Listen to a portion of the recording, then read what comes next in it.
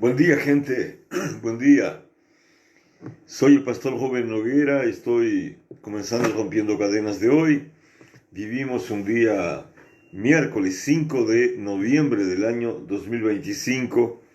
Como todo miércoles, hoy tenemos nuestro culto de mitad de semana. Así que lo invito no solo a hacerse presente, pero a participar de esto, que ciertamente dejará lindos recuerdos. Hoy vamos a tener un culto con túnel de oración, un túnel circular, y eso siempre deja marcas lindas en la vida de la gente, deja marcas con el corazón contento, con el espíritu alto, volando alto y con el alma siempre lavada, ¿no? Entonces, hoy nos reunimos a las 20 horas, vamos a tener un tiempo de adoración, de alabanza, luego tendremos una palabra cortita y luego vamos a estar impartiendo y ministrando con los obreros en esto que llamamos el túnel circular y que ciertamente el cielo ya tiene preparado, previsto una intervención sobre la vida de la gente. Hoy de tarde vamos a estar encerrándonos un tiempo, vamos a estar orando, preparándonos, buscando la unción, buscando la fuerza, buscando la sabiduría, la visión, el discernimiento, y ciertamente Dios se va a glorificar en medio a las trincheras del MBC. Por acá mi amigo José Torres, su esposa Karen Ayala, buen día, vamos arriba. Tengo la conexión ya con Fernando Rodríguez y los micrófonos de Columbia FM. Saludo a la audiencia de la 88.5, Dios los bendiga. Por acá también Enilda Viera se me acerca. Pamela Micaela, buen día, bendiciones. Pastor, a usted también. Y bueno, tenemos una tarde por delante y una noche que ciertamente va a dejar lindos recuerdos y hechos para comentar. Jesús Ribeiro por acá, buen día, mi pastor a la escucha, abrazo, Dios lo bendiga en su vida, bendiciones a usted también. ¿Sabe? Yo estaba leyendo ahora el libro de San Mateo, el Evangelio según San Mateo. Estaba leyendo el capítulo 27 de San Mateo, donde habla de la muerte de Judas. Llamé a esta conversa muerte para condenación, justamente por lo que uno aprende y por lo que uno descubre en medio a esta lectura. Y vamos a estar caminando y comentando sobre esto y aprendiendo ciertamente de lo que el Señor nos enseña en su palabra. Se me acerca la abuela Lile Cuna por acá. Buenos días, bendiciones. Y también el amigo Esdras dos Reis Faltoso. Le cambié el apellido, no es más Olivera, ahora es Faltoso. Esdras dos Reis Faltoso. Buen día, pastor, bendiciones. Dios te bendiga. Esdras, hoy hay culto. A ver si aparece. Lo estamos esperando. Dice la Biblia lo siguiente.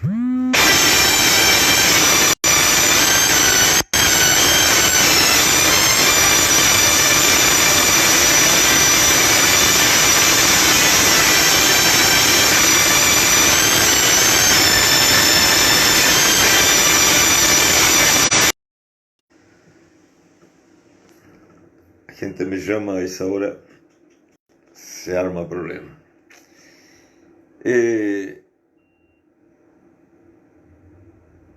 Dice, entonces Judas, el que lo había entregado a Jesús, viendo que era condenado, devolvió arrepentido las 30 piezas de plata a los principales sacerdotes y a los ancianos, diciendo, yo he pecado entregando sangre inocente. Pero ellos le dijeron, ¿qué nos importa a nosotros? Allá tú. Entonces, arrojando las piezas de plata en el templo, salió y fue y se ahorcó. Los principales sacerdotes, tomando las piezas de plata, dijeron, no está permitido echarlas en el tesoro de las ofrendas, porque es precio de sangre. Y después de consultar, compraron con ellas el campo del alfarero para sepultura de los extranjeros, por lo cual aquel campo se llama hasta hoy campo de sangre. Así se cumplió lo dicho por el profeta Jeremías, cuando dijo, tomaron las 30 piezas de plata, precio del apreciado, según precio puesto por los hijos de Israel, y las dieron para el campo del alfarero, como me ordenó el Señor. Esta es la historia sobre la cual converso con usted en esta jornada.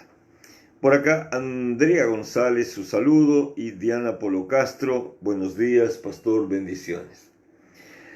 Yo siempre digo, alguien tenía que entregar a Jesús, porque ya estaba escrito que él habría de ser entregado. Nosotros cuando miramos a Judas, lo miramos con un ojo y con un dedo que acusa, teniendo en vista que fue él el agente de la entrega. Él cobró para hacerlo, él entregó a Jesús con un beso y él actuó de una forma completamente premeditada. ¿Por qué? Porque él sabía exactamente lo que estaba haciendo. Y Jesús, en sus enseñanzas, cuando caminaba con sus discípulos, ya había dicho que él habría de ser entregado y que él habría de venir a ser crucificado y a morir. Él mismo había dicho que su vida nadie la tomaba, era él el que la entregaba. Pero eso no quita de nuestro corazón la noción de que Judas fue el que entregó a Jesús. La Biblia cuenta esa historia en Mateo y vamos a masticarla despacito. Dice el versículo 3, entonces Judas, el que lo había entregado, viendo que era condenado, devolvió arrepentido las 30 piezas de plata. O sea, Judas había cobrado para entregarlo a Jesús. Yo digo, y siempre hago la diferencia entre arrepentimiento y remordimiento. Yo digo que el arrepentimiento conduce a la gente a tener paz en su corazón. Mientras que el remordimiento conduce a la gente a tener culpabilidad en su corazón.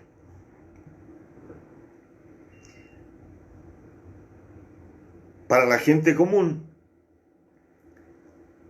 suena parecido, similar, y por eso muchos confunden arrepentimiento con remordimiento.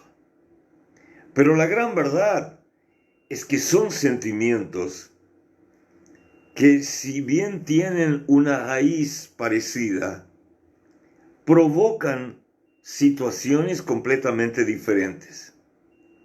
Aquel que sufre de arrepentimiento, él busca arreglo, él busca restauración, él busca perdón. Mientras aquella persona que sufre remordimiento es aplastada por la culpabilidad, es aplastada por un sentimiento feo que la cautiva, que la esclaviza, que la lleva a tomar decisiones torpes, siempre en contra de su propia vida. Piense en eso. Cuando éramos chicos, se hablaba mucho en una cosa como si fuera la otra. Ah, te vas a arrepentir y el remordimiento te va a marcar. Pero si me arrepiento, no tengo remordimiento. Si tengo remordimiento, es porque no estoy arrepentido. El arrepentimiento viene como marca del reconocimiento de que hice algo que no debía hacer, pero también con el deseo de salir de eso, de restaurar eso y de no volver a hacerlo. El remordimiento apenas me trae la noción de que hice algo que no debería haber hecho, pero en lugar de llevarme a restaurar, en lugar de llevarme a arreglar y a buscar el perdón, me esclaviza castigando mis emociones, castigando mis sentimientos y llevándome a sufrir una síndrome de culpabilidad. Suena parecido, pero son completamente diferentes. Y las consecuencias del uno y del otro son muy, pero muy distantes. Claro, la Biblia, sabemos, no solo en este caso, pero en muchos otros, presenta problemas de traducción, porque a veces la raíz de la palabra, que viene del griego, es una raíz común, pero lo que ella quiere expresar es algo diferente. La Biblia dice que Judas, viendo que Jesús había sido condenado, sintió culpabilidad. Yo no sé lo que él pensó. Yo no sé si él pensó que lo iba a entregar y que le iban a dar una fiesta a Jesús. Yo no sé si él pensó que entregando a Jesús aquello iba a pasar despercibido. Pero en verdad, aquel trabajo en contra de la persona de Jesús no pasó despercibido a los ojos de los hombres, ni a los ojos del cielo, ni mucho menos al corazón de Judas. La Biblia dice que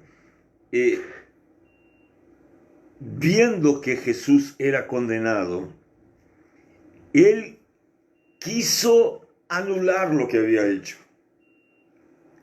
No porque estuviera arrepentido, porque si se hubiera arrepentido, él habría ido a Jesús a pedir perdón. él habría ido a Jesús a confesar su falta. El arrepentimiento te conduce a la búsqueda del perdón y a la búsqueda de la restauración, mismo que esa pueda no venir. El remordimiento no. El remordimiento no te busca, no busca llevarte a restaurar. Apenas te aplasta con culpabilidad. Vamos a analizar eso en relación a los sentimientos humanos. Por ejemplo, alguien traiciona. Él puede sentir remordimiento. Él puede pensar que la persona que fue traicionada no merece eso.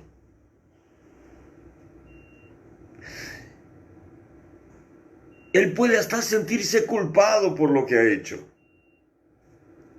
Pero si la persona no se arrepiente, ella va a permanecer aplastada por sus pensamientos, aplastada por el remordimiento, sintiéndose culpado por lo que ha hecho. Pero dentro de un tiempo, y eso del tiempo depende de oportunidad, de situaciones que se dan o no se dan, la persona puede volver a repetir la misma actitud con la cual está siendo recriminado, cobrado, aplastado.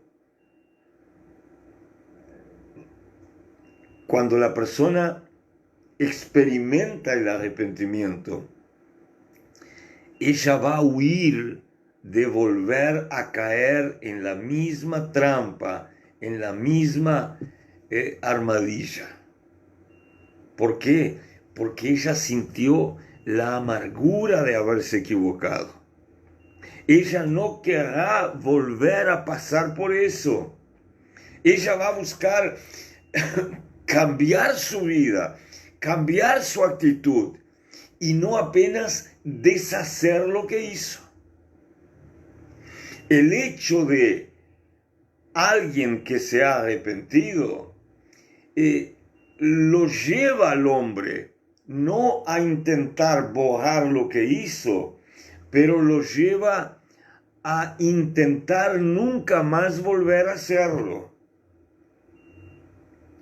Y a diferencia de uno para el otro, cuando él se arrepiente, él va a buscar perdón y va a ser libre de culpa. Mientras que aquel que solo está aquejado, golpeado, pisado por el remordimiento, acusado por su conciencia, se siente cada vez peor, no encuentra una salida para su vida y se siente aplastado por un sentimiento de culpabilidad.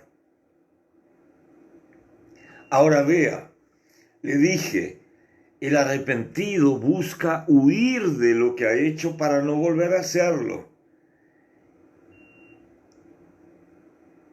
El remordimiento no evita que la persona venga a hacer lo mismo de nuevo. Por ejemplo, vamos a hablar de cosas prácticas. ¿Cuántas personas usted conoce que mienten?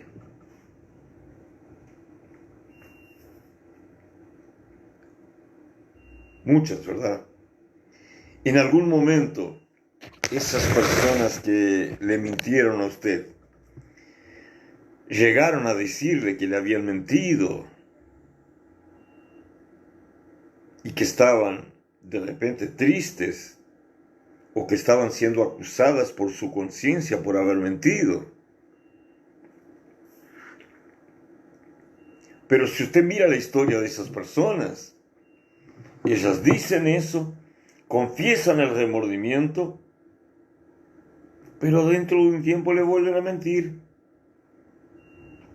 Así el que traiciona, así el que roba, se siente a veces marcado por culpabilidad, con remordimiento en su conciencia, queriendo huir de ese sentimiento malo, de esa voz que lo acusa, y muchas veces queriendo huir hasta de las consecuencias que su actitud ha tenido.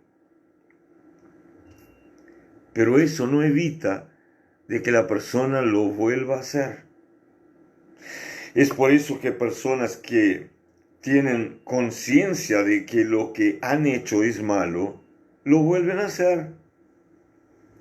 El que mintió, el que traicionó, el que robó, el que engañó, el que usó sustancias prohibidas, el que se hizo viciado en alcohol o viciado en tabaco, él sabe que está haciendo mal. Él sabe que está haciendo mal. Pero ¿por qué él no llega al arrepentimiento? ¿Por qué él solo queda en el remordimiento? Porque la falla que la persona comete le produce placer o una situación de confort. Déjeme explicarle.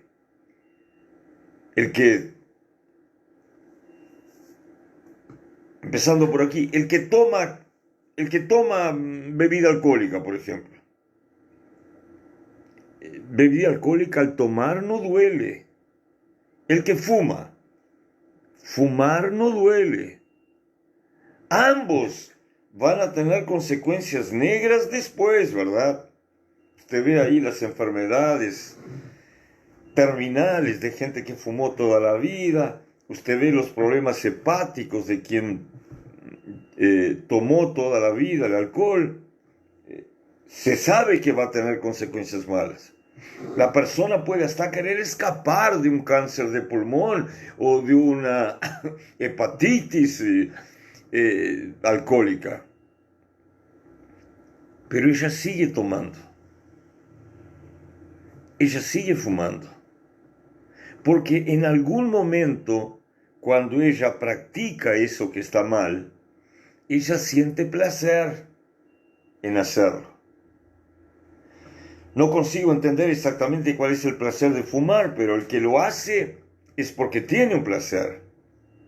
No consigo saber exactamente el placer de alguien tomar aguardiente, por ejemplo. Creo que a mí me daría una acidez y un dolor estomacal terrible. Pero alguien que lo toma tiene placer en hacerlo. Si no tuviera placer, no lo haría. Alguien que miente, por ejemplo. No es que alguien se delicie en mentir, pero muchas veces la persona miente para escapar de una situación comprometedora o de una actitud comprometedora. El hecho de mentir y escapar de esa situación comprometedora, si no le produce placer, le produce alivio. Significa que aquel alivio que le dio, aquel placer que le causó, impide que esa persona venga a arrepentirse. Ella puede padecer del remordimiento. Ay, mentí, fulano. Dije que Ciclano había hecho cosas que él no hizo. Lo perjudiqué a fulano.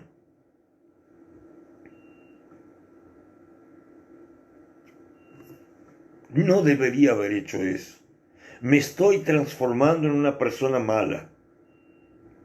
Dios me va a castigar por eso. Todo eso son consecuencias de una actitud que yo practiqué para en determinado momento obtener placer, o obtener ventaja, o obtener alivio, o escapar de una situación complicada. Y eso, lo máximo, lo más lejos que me deja ir es al remordimiento. Ah, fulano fue tan bueno para mí. No sé dónde estaba con la cabeza que hice lo que hice. Fulano me ha ayudado tanto. No sé dónde estaba con mi corazón cuando le hice lo que le hice o cuando le dije lo que le dije. O cuando hablé de él lo que hablé. Eso no es arrepentimiento. Eso es remordimiento. El remordimiento lleva a que yo me considere una persona mala, pero no impide que yo vuelva a hacer aquello.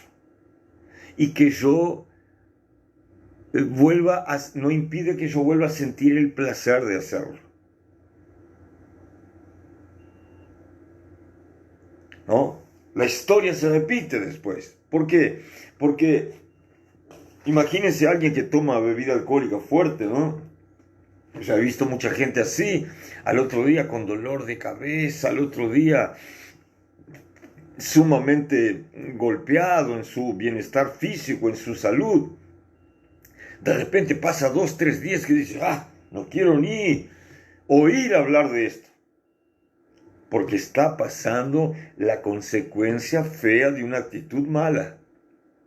Pero pasa una semana, la persona ya está bien, y allá la persona está nuevamente dispuesta a hacer lo que hizo antes, que le hizo mal, casi creyendo que de esta vez no le va a hacer tan mal, casi creyendo que de esa vez no va a haber la misma consecuencia. Estamos delante de un cuadro de remordimiento, un cuadro de pesar, pero no un cuadro de arrepentimiento. Entonces Judas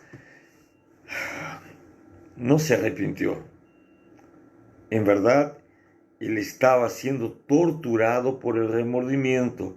Su conciencia lo estaba acusando. La voz de su conciencia le gritaba. Él estaba convencido de lo que había hecho era algo malo y que Jesús, a quien él había entregado, estaba viviendo una situación que no merecía vivir.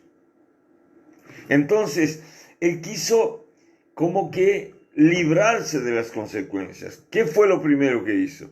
Lo primero que hizo es ir a los sacerdotes, a los ancianos, y querer devolver las piezas de plata, diciendo que él había entregado a un inocente. En verdad, yo le pregunto y usted va a tener respuesta clara. Judas, cuando acordó entregar a Jesús, no sabía que estaba entregando a un inocente. Sabía, ¿verdad? Claro que sabía. Pero si sabía que era un inocente, ¿por qué lo hizo? ¿Y por qué ahora quería deshacer aquello? Porque ahora el remordimiento lo sacudía. Porque ahora el remordimiento lo había alcanzado. Porque ahora la voz de su conciencia lo estaba acusando. Porque ahora el peso de la culpabilidad estaba marcando su vida. Entonces él fue a los principales sacerdotes y a los ancianos diciendo, yo he pecado, entregando sangre inocente. Él hizo una confesión. ¿Por qué? Porque la culpa lo torturaba, porque el remordimiento lo sacudía. Entonces él hizo una confesión. Él no buscó el perdón. Perdón se busca andando por el camino de la restauración, pero en ningún momento dice que él fue a Jesús. Significa él no buscó restaurar. Él solo quiso librarse de las monedas, porque tener aquellas monedas en el bolsillo lo acusaba. ¿Se da cuenta? Es como que yo me tome una borrachera, que yo esté loco de dolor de cabeza mañana, que yo esté con una acidez terrible, que yo esté remordido porque no solo tomé, pero apronté cosas que no debería haber hecho, y ahí decido tirar la botella a la basura que todavía tiene un poquito y decir, yo nunca más quiero llegar cerca de eso. ¿Estoy arrepentido? No. Estoy con remordimiento porque el precio de lo que practiqué me está acosando, golpeando, pisando, torturando, lastimando. Entonces él fue a devolver las monedas. Pero eso no es restaurar. Eso no es buscar el perdón. Él no fue a Jesús. Él no habló con Dios. Él simplemente quería escapar de la voz de su conciencia y del sentimiento que castigaba su corazón. Entonces, él quiso devolver las monedas y los sacerdotes ni conversa le dieron. ¿Qué nos importa a nosotros? Allá tú si entregaste sangre inocente. Entonces Judas, que quería que recibieran las monedas y que ellos no quisieron recibir porque él había cobrado para hacer, había hecho y le habían pagado, él se libró de las monedas tirando las monedas. Dice la Biblia, arrojó las piezas de plata en el templo y salió del templo. Si hubiera sentido el arrepentimiento, si hubiera pedido el perdón, la culpabilidad lo había dejado. Su conciencia habría silenciado. Pero no fue lo que pasó. Él lanzó las monedas, él salió del templo quebrantado en su identidad, pero él salió sin paz, salió torturado, salió pisoteado. Tanto es que la Biblia dice que él salió de allí, fue y se ahorcó. ¿Ahorcarse le traería alivio a su conciencia? No, evidentemente que no. La muerte no trae alivio. Lo que él quiso fue escapar de ese sentimiento de culpabilidad que lo achacaba. Entonces la Biblia dice, él arrojó las piezas de plata en el templo, salió y fue y se ahorcó.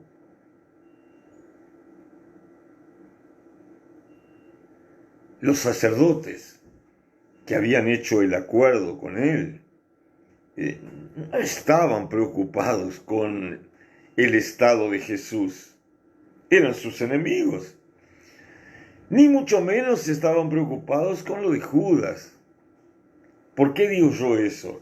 Porque la gente que te lleva a equivocarte no está ni un poquito preocupada de que si te estás sintiendo bien o te estás sintiendo mal con lo malo que hiciste. La gente que te lleva a equivocarte solo quiere destruirte y solo quiere a través de ti alcanzar sus propósitos.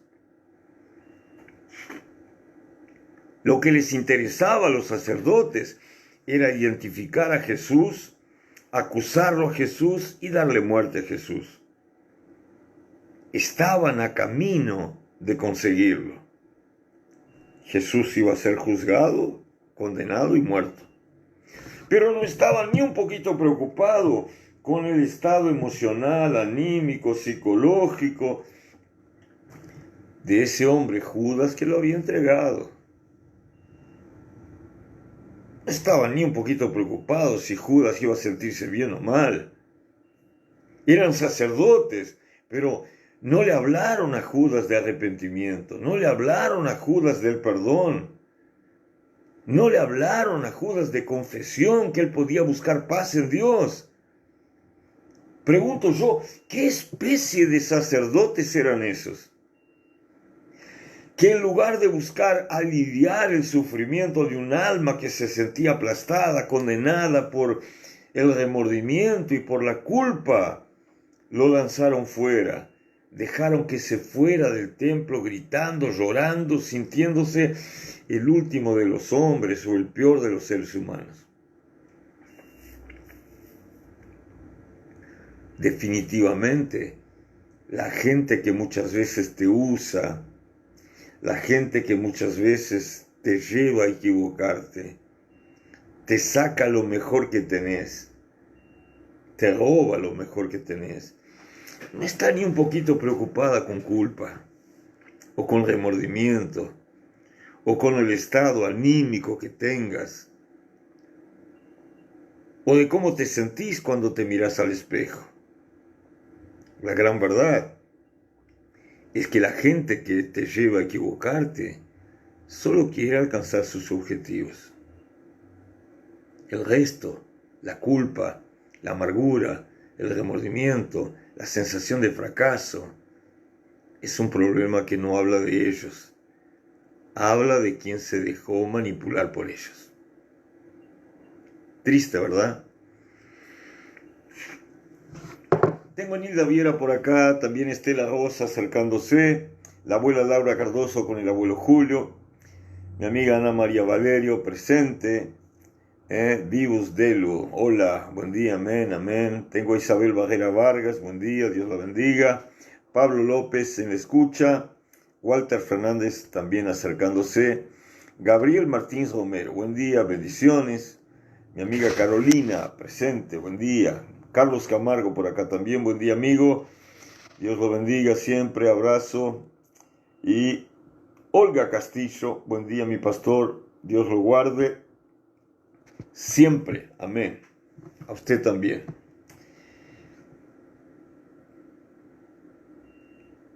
¿Por qué es importante ese texto?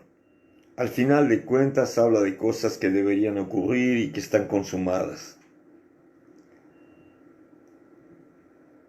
Lo importante es que nosotros necesitamos aprender a identificar los sentimientos que tenemos.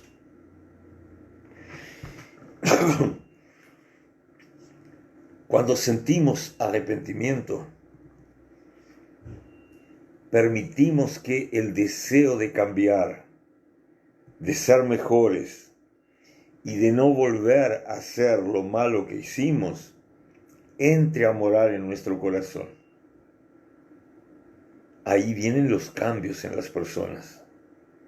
Ahí viene la vida nueva en las personas. Ahí vienen las actitudes nuevas que sorprenden a los demás. Cuando nosotros simplemente nos dejamos agobiar por la culpa, nos tornamos personas amargas, llenos de culpabilidad, de aflicción, muchas veces con sentimientos de fracaso, con la baja autoestima marcante, y muchas veces no encontramos una salida para nuestras vidas, a no ser aceptar y sucumbir delante de una condenación. Eso me parece tan importante para que la persona lo tenga presente, porque por el origen de esto, fíjese, ¿quién es el que trabaja arrepentimiento en la vida del hombre? Es el Espíritu de Dios. La Biblia dice que el Espíritu Santo es el que revela el concepto, la noción al espíritu humano, al corazón humano, de pecado, justicia, juicio, arrepentimiento, perdón. Es el Espíritu Santo. Cuando usted está agobiado por algo que hizo mal, cuando nosotros estamos golpeados por un error que cometimos, por una caída, por un tropiezo, por un resbalón, el Paráclito Consolador, el Espíritu de Dios, no viene a poner una piedra arriba de nuestras vidas. No viene a marcarnos con un sello de culpa. El Espíritu Santo viene a decir, te equivocaste, la salida es buscar el arrepentimiento, es confesar tu pecado, es pedir perdón a Dios, y el Dios que te ama, el Dios que tiene planes para tu vida, Él te va a levantar, Él te va a limpiar, Él va a quitar la aflicción, Él te va a sanar y Él te va a dar una nueva oportunidad en tu vida para que de esta vez lo hagas bien hecho. Es la misión del Espíritu Santo en nuestras vidas. Ahora, ¿quién es el que inviste en poner sobre nuestras vidas el remordimiento? Satanás diablo. Porque Satanás diablo es el que acusa. La Biblia lo llama el acusador de nuestros hermanos. ¿Por qué él acusa? Porque la acusación produce noción de culpa. Y la noción de culpa produce remordimiento. Y ese remordimiento mezclado a culpa, a una situación de fracaso y a una situación de estar sin ver una salida, nos conduce a un deseo de muerte. ¿Por qué Judas se ahorcó? Porque no encontraba salida para su vida. ¿Por qué Judas se ahorcó? Porque no encontraba una expectativa de huir de aquel sentimiento que lo estaba carcomiendo por dentro. Definitivamente, el remordimiento no nos conduce a nada bueno, como todo lo que el diablo hace.